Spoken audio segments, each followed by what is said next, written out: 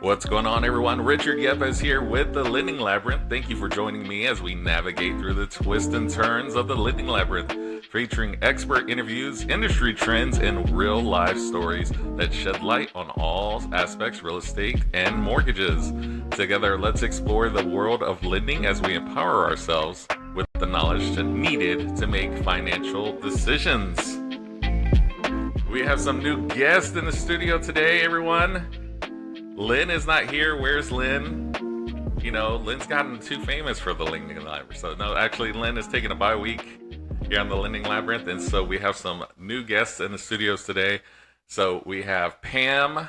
Pam is with NextMortgage, of course. And then we have Debbie. And so we're so happy to have them here today. Thank you so much for being here today with us today. So I'm going to introduce everybody to Debbie. Debbie, tell them a little bit about yourself, how long you've been in the industry, and yeah, let's go from there. Well, hi guys, first of all. And believe it or not, I still call myself a newbie, although this is I will be in my second year at the end of March, which is kind of crazy because I've already sold $2.4 million. I know, she's doing great. She's going to double it and triple it and keep on going. But nonetheless, I don't have a real estate background, but I'll tell you that I am a very fast learner, and it's amazing how much I have learned. And I've even found myself teaching some other agents some things that I have learned, which is very, very interesting. She's on the up and up, guys. She's I think the best thing about what I've seen Debbie do is she's taken just the information she's learned and she's applied it, and I think that's why she's had a great year. That's only going to get better. But I do want to say one little thing about that, Richard. Absolutely. Thank you so much. But I think even more important is that we look at, from my perspective, the client is the most important person. Absolutely. Team.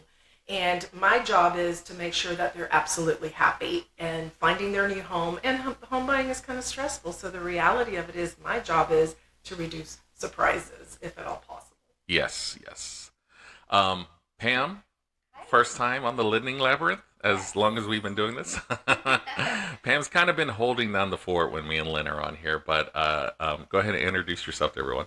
Yeah, where to start? So I have a background in management, customer service. I came from the insurance underwriting side of the world, and then I just had this crazy idea whenever I was 27. Let me go buy a house. I bought a home, and I was like, oh my gosh, this is easy. How is everybody not knowing about how to do it at a young age?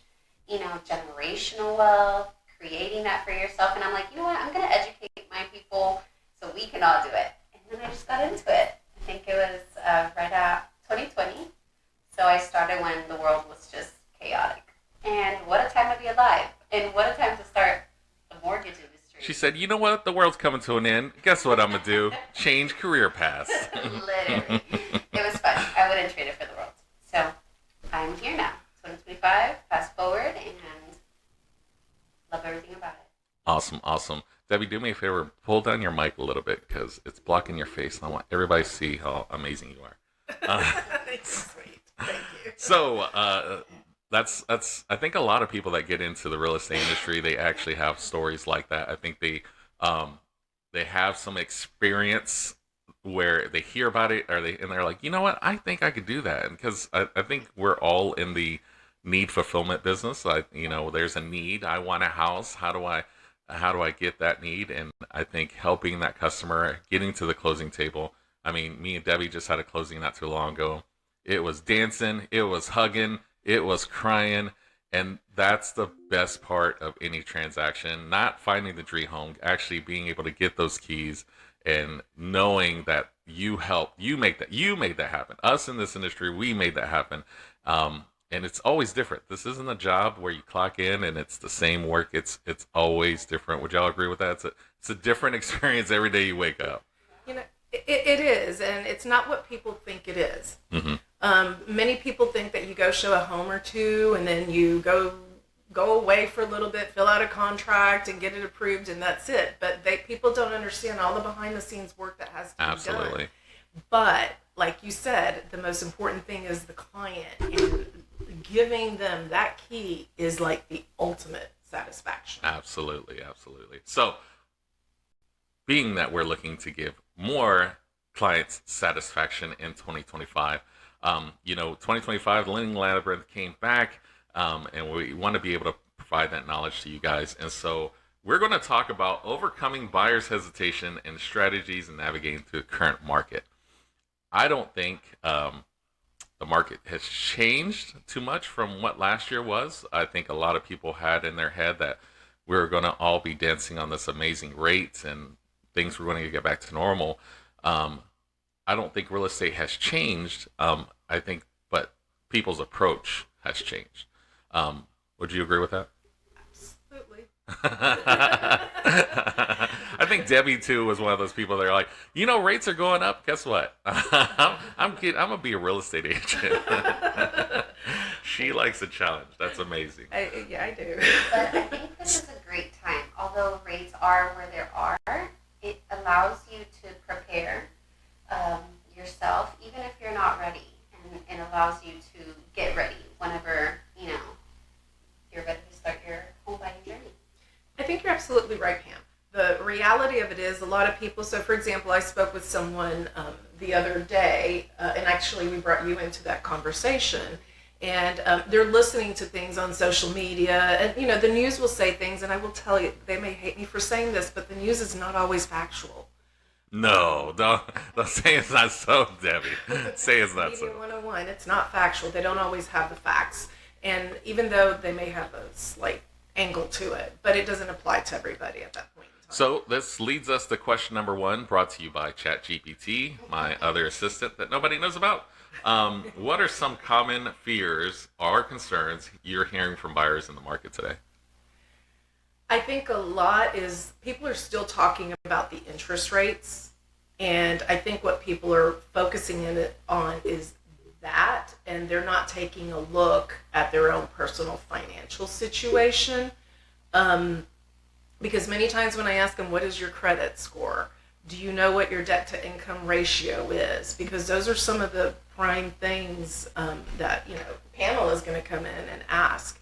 But the good thing about it is, even if you're not, like Pam said, even if you're not ready right now, that's okay, because there will always be homes. It may not be the same home that you're looking at today, but there will always be homes available. And if we sit down and actually talk to a lender, that way you know what to expect and you can prepare yourself and be ready. Yeah, for sure. And I think there's a stigma on, oh my gosh, I'm applying.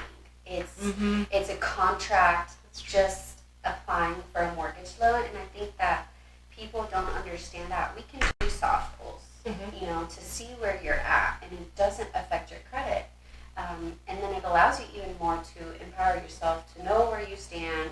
Okay, if I build my credit, which is something that we do all the time, do rescores, create a pathway to really allow them to know where they're at and then where they can be and then the steps to get there. Yeah, I agree with Pam. The fact that people are... So the education is still top of mind. Yes. That you have to get them I think education will take a lot of hesitation away. So I think if you educate them, hey, this is what we're doing. You're not buying a house right now. Right. We're just trying to get you set up so you can buy a house and be comfortable with buying a house. And so as long as we can provide that education, you, Debbie, being the forefront of probably every conversation that's had, because you're meeting these referrals, you're talking to them first. Hey, Debbie, you're an agent. I'm looking to buy a house. What do I do? And it's up to you to kind of set that groundwork before Pam gets to it, or myself, or any on the lending side, because you're the one that's getting them excited about even buying a house and what the possibilities are. Yeah, the possibilities are endless. Right. If you're willing to actually take the steps.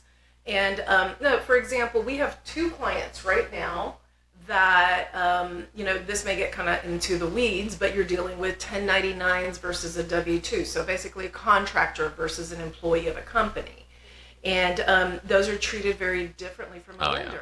So That's episode 7 No, I'm just kidding. Yeah. But the reality of it is they came to us and, they really do want to buy a house. So it's like, hey, let's prep ourselves. Let's learn a little bit more about the process, because my job realistically is to try to avoid surprises. Right.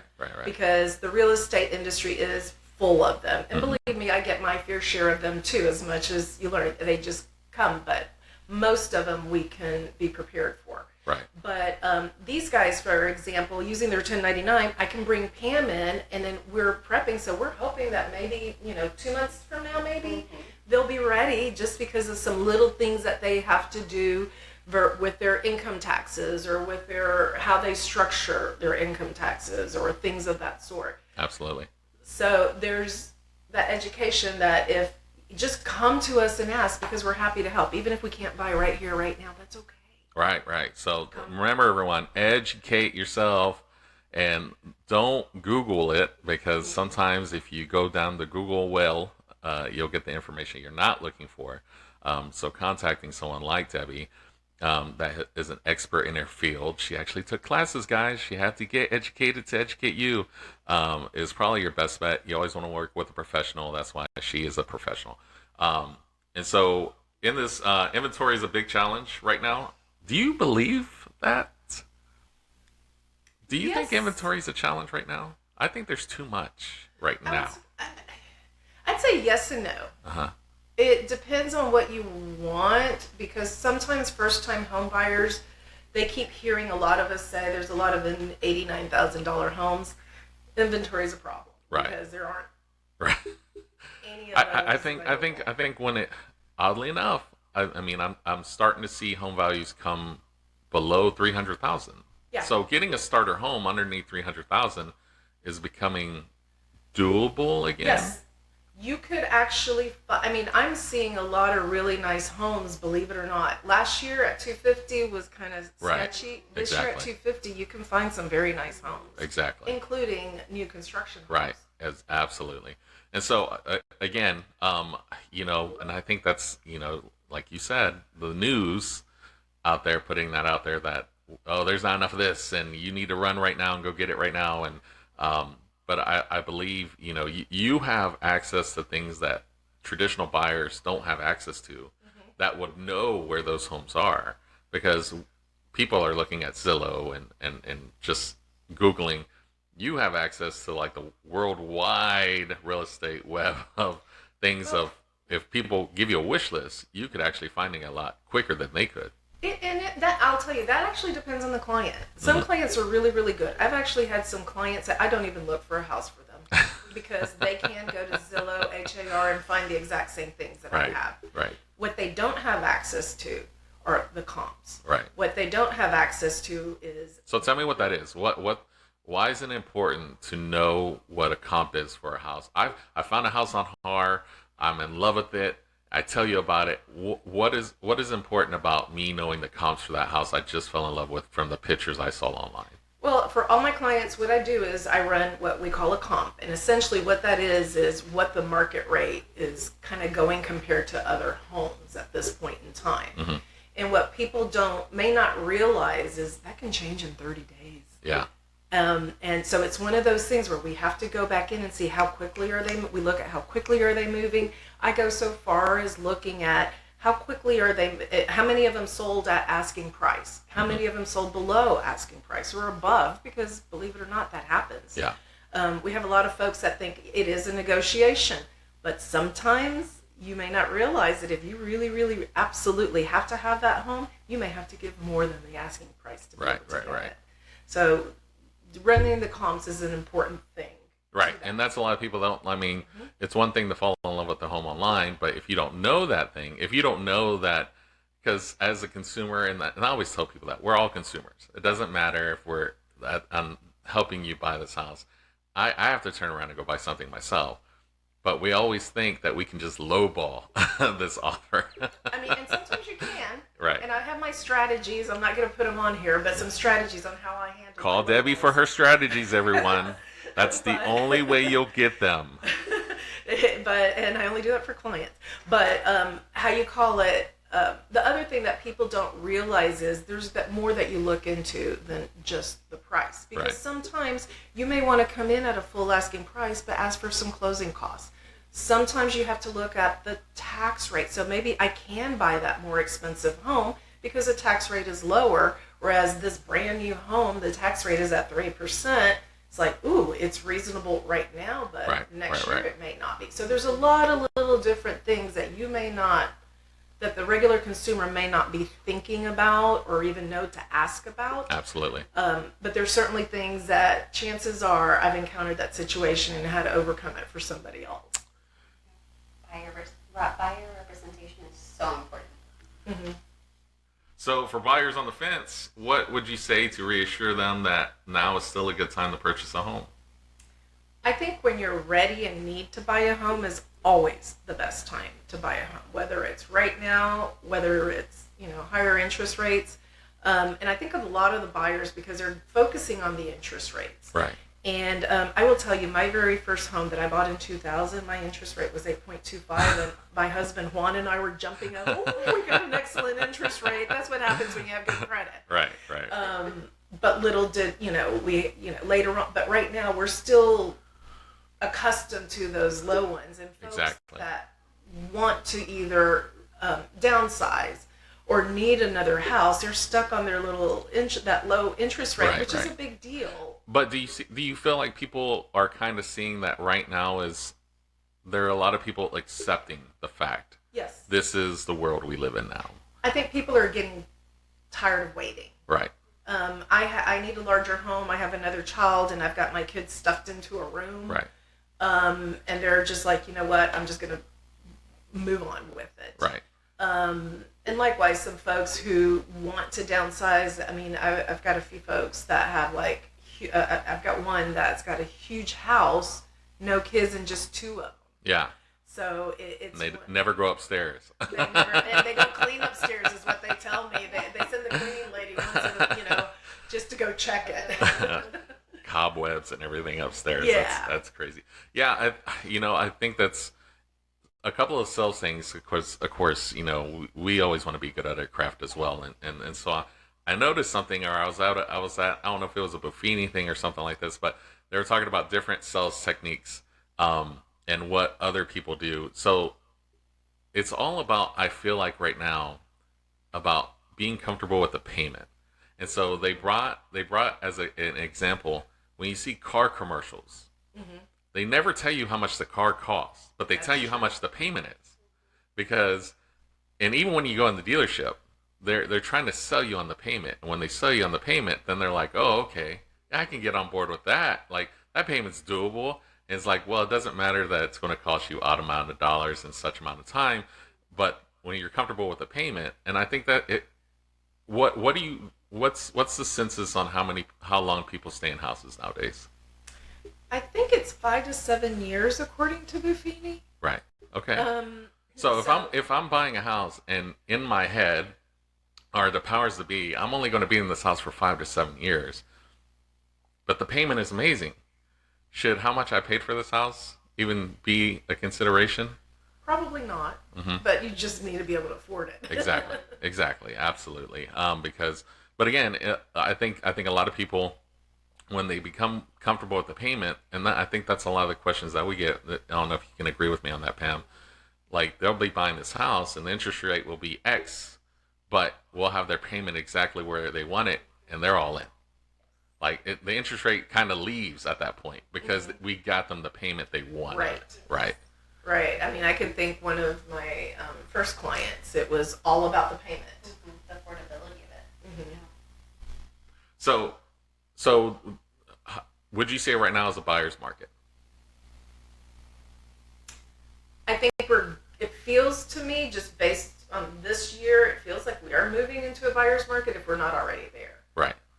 Because I've got more houses available to my buyers than listings. Is that a good thing or a bad thing? Because now they got more pick of the litter, and it's more harder for them to make a decision on which one they actually want. Well, because the houses are sitting a little bit longer, I think the sellers are a little bit more willing to negotiate. Right.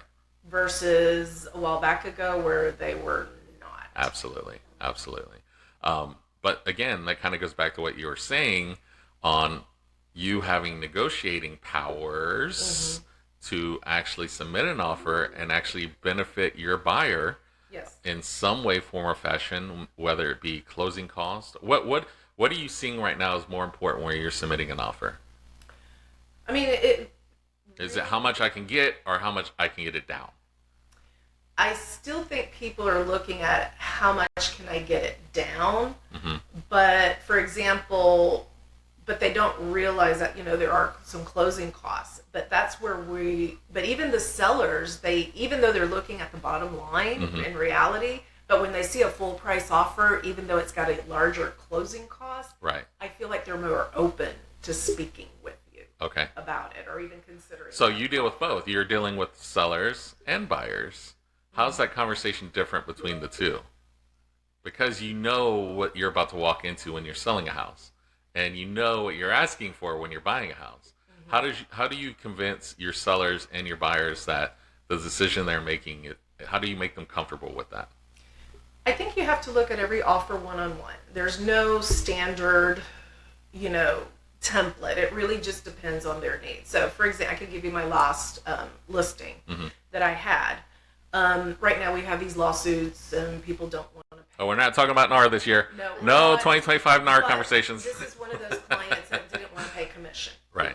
And I'm like, fine, let's put it out there and see what happens. And so we did.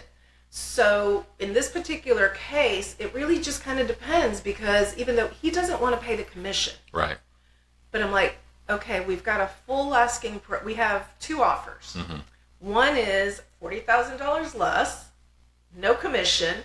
One is full asking price with commission, no closing costs. Right. Which one do you want to take? So that one is, and then all you have to do is put the numbers, show the actual numbers, and of course he paid the commission because it was significantly better. And I think that's amazing thing that you're saying. You're not leaving it to them to figure out. I know that, and those are agents you don't want to work with that just say, hey, okay, well, here's your offers, kind of figure it out. You're showing them on paper. Yes. Here are your options. Absolutely. Let's pick one that's beneficial for you for what you're trying to achieve here on the sale of this home. Here's how much money you're getting. Here's why you're getting this much money. And I think when you kind of break it down, again, that education piece we're talking about, to your sellers or even your buyers on how they go about doing that, I think that just speaks volumes, because you don't walk away. You never want your buyers or your sellers to walk away from a transaction to feel like they got had. Like, have that buyer or seller's remorse. Man, I know I did it and I set out to do what I did, but did I do it right? So I think that's the big part of it. And even on the buyer side, so for example, right now I have a buyer and they have a limit. Let's just say 250 to be there, and they're looking at when they're looking at homes. Again, that one goes to the tax rate. Do you really want to do this new build? This is the tax rate here, and that kind of puts you. They may give you a lower interest rate, right? But think about it over time. Do you want a 1.6%? Tax rate, which will lower your monthly, in a sense, versus a 3% tax rate. So there's all these different things that I have to sit down and calculate it out. And I think that's important because you're making an educated decision versus going in and looking at what the new car salesman tells you. This is your monthly rate. Right, and that's it. Look at the floor mats. We'll throw in a cargo cover thing or something. I think one of the biggest things that we tell our clients is, you know your finances better than we do. And allowing them to visually see it. Yes. I'm a visual person. I need to see what option is the best for me. So I think that's great added value that you do and provide to your clients. Absolutely. And I give them spreadsheets and believe it or not, I do spreadsheets for my clients. So speaking, and Pam and Debbie and of course myself, we all work together to make sure that you guys as buyers get the best options out there. But how is that beneficial to have a Pam on your Rolodex, on your quick call, to make sure that your buyers are comfortable with the situation? Like, how's that interaction between where they get to you, they get to Pam, and everybody's happy about what's about to go down? Home buying is a team Mm-hmm. experience. I can't do it by myself. Right. And I can't do it without somebody like Pam on my team. And I know that I've had some clients in the past that have some of the regular big box banks and, I work at, and I've got all my credit there and what have you, and they can do this. It's like, that's fine. Right. But I will tell you the difference between having somebody like Pam is Pam, I can call her at 10 o'clock at night and she will respond. I can't even do that. But the reality of it is most people don't realize how much stuff happens at the end of the day. Right. When the banks have closed. So it makes a world of difference. The other thing that, I will tell you, I love working with Pam because Pam will go out of her way to actually look at different ways to structure a loan. It's like, hey, we've got this situation going on. For people out there to understand, you're working off of a 1099. We had a question yesterday. Should I get an Uber job? They only gave me, 37 hours so far, but it's going to change. And that's where I can pick up the phone and, hey, Pam, right. Here's a scenario. What should I tell my client to do? Right. Mm-hmm. And having the accessibility to be able to have a relationship, it's what it is. It's a team effort, and we have to be available when our clients are available, which typically is after hours or on the weekends. Yes. Right. Because who's buying a house when you're working your 9 to 5? Right. And if you're strolling the internet, you may get in trouble. So it's like, well, I have all these questions now, but if my lender's only working 9 to 5 too, how am I going to get those answered? But sometimes I made a decision. I want to put an offer on this house right here, right now. Right. And we just finished seeing the house at 6 o'clock in the afternoon. Try calling Wells Fargo at that point. Right. Absolutely. I should have said that, but, strike that from the record. But, Pam is accessible and, she will tell me whether can we do it. Right. Even though we do have a pre-approval, there might be something that pops up that this house is a little bit higher priced. Right. Or what have you. And I have a few little strategies that I will call Pam and say, hey, again, with the strategies, Debbie Cano, call her with the strategies. You're not going to get that with every other agent, just to let you guys know that. Just call Debbie. Debbie, thank you so much for being on the Lending Labyrinth today. I hope this, the education piece is all what we're trying to do here on the Lending Labyrinth. We just want to let you know that home buying is still well and alive, and we're excited about it all the time. And so when you work with experts like Debbie, she's going to make sure that you feel wonderful about your home purchase. She's going to find you the home that you're looking for.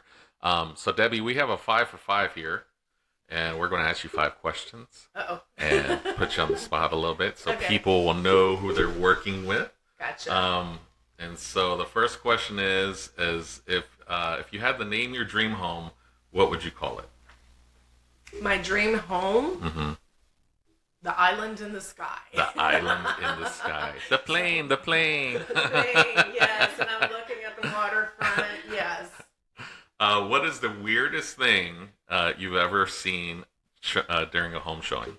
During a home showing? Oh, my gosh. I think the weirdest thing was, I would never do this, but we went to go look at, as a listing agent, I would never allow this to occur. But we went to go look at a house where they had a whole bunch of dogs. Oh, nice. Piled in, and I did tell my client, I'm not sure. Like, what's that smell? Well, and somebody opened the door, and I'm like, do you still want to go inside? Yeah. And we decided not. We said thank you, but no thank you, and we walked away. So it was just weird that somebody would allow the guests in the home. It's like, what agent is representing you, letting you know that this is going to sell? Yes, it's all about smell. Sometimes eyes only do one thing, your nose does another. So, if you can pick any celebrity to buy a house for, who would that be and why? Luis Miguel. Luis Miguel. Luis Miguel would be my guy because he's very finicky, but he's into perfection, and I'd love that challenge.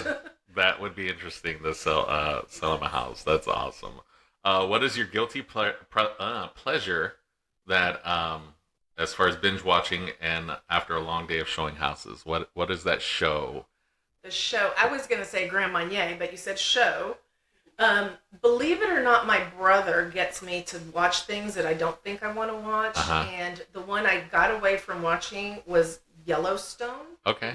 and I binge watched it. That's over a lot Christmas of right binge now. watching. I did. Yeah. I can't And say those I aren't did like everything. 30-minute episodes. Those are No, one I hour. have There's TV like going movies on each while one. I do other stuff. Okay. So if you ask me everything that happened, I may not know because I can't say it was focused, but I kind of have an idea of what Right. was happening. And be like, well, man, Debbie just disappeared for a whole week.